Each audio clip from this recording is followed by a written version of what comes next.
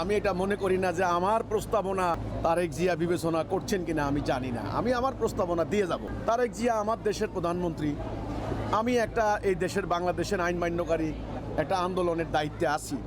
কাজে আমরা মাঠের থেকে ফিল্ডের থেকে আমরা আমাদের আশা আকাঙ্ক্ষা জন আকাঙ্ক্ষা আমরা তুলে ধরবো। তিনি বিবেচনা করবেন রাষ্ট্রের সরকার প্রধান হিসাবে।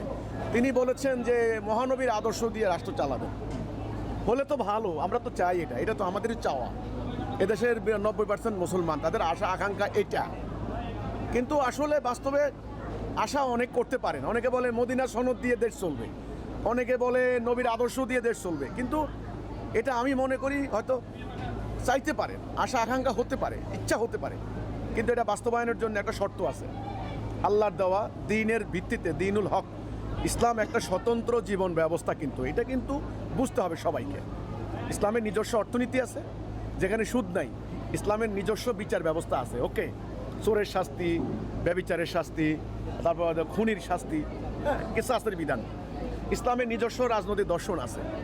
তো কাজে আপনি আপনার সেকুলার বা গণতান্ত্রিক অথবা ধর্মনিরপেক্ষতাবাদী আদর্শ দিয়ে রাষ্ট্র চালাবেন আর বলবেন যে নবীর আদর্শ দিয়ে ন্যায় বিচার হবে, এটা হতে পারে না। আসলে এটা কথা হয়ে যাবে তখন স্ববিরোধী। হ্যাঁ, তারেক জিয়ার প্রধানমন্ত্রীর এই আশা আকাঙ্ক্ষাটা ভালো, বাট নবীর আদর্শ দিয়ে দেশ চালাইতে হলে আল্লাহর কোরআনের বিধান অনুসরণ করতে হবে। এটা হলো শর্ত, না হলে কিন্তু হবে না। আশা করছেন ভালো, আমিও আশা করি, কিন্তু আমার প্রস্তাব থাকবে আল্লাহ দেওয়া দিন রাষ্ট্রীয় জীবনে মেনে নিন। তাহলে আপনারা যে বলছেন মদিনা সনদের আলোকে রসুলুল্লাহ তরিকা মোতাবেক রসুল যেমনে করছেন ওইভাবে, তাহলে হবে, আর না হলে কথার কথায় থাকবে। এখন জনগণকে ধোঁকা দেওয়ার জন্য বলছেন নাকি রাজনৈতিক একটা স্ট্যান্ড, এগুলা আমি এখন তাদের মনের কথা তো তারা জানে, আমি তো কারো মনের ভিতরে ঢুকি নাই। আমরা জানি যে নির্বাচন আসলে নির্বাচনের বৈতরণী পার হওয়ার জন্য ধর্মীয় কথাবার্তা অনেকে বলে, ধর্মীয় লেবাস ধারণ করে, কে কত বড় মুসলমান হতে পারে মুসলমান ভোটারদের মধ্যে সেটা প্রচারণ চেষ্টা চালায়। এখন তো আর ইলেকশন নাই, তাই না?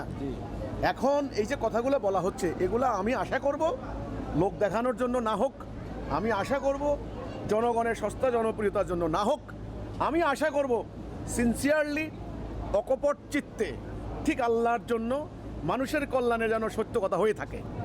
আপনি বলছেন যে এটা কি লোক দেখানো কিনা, ভোটারদের তুষ্ট করা কিনা, আমি বলবো না, লোক দেখানো না হোক, এই কামনা না করি, আল্লাহ না করে। আমাদের নেতাদের কথা যেন ভিতরে একটা বাহিরে একটা না হয়, কথা যেন একই রকম হয়, এটা আমি আশা করি।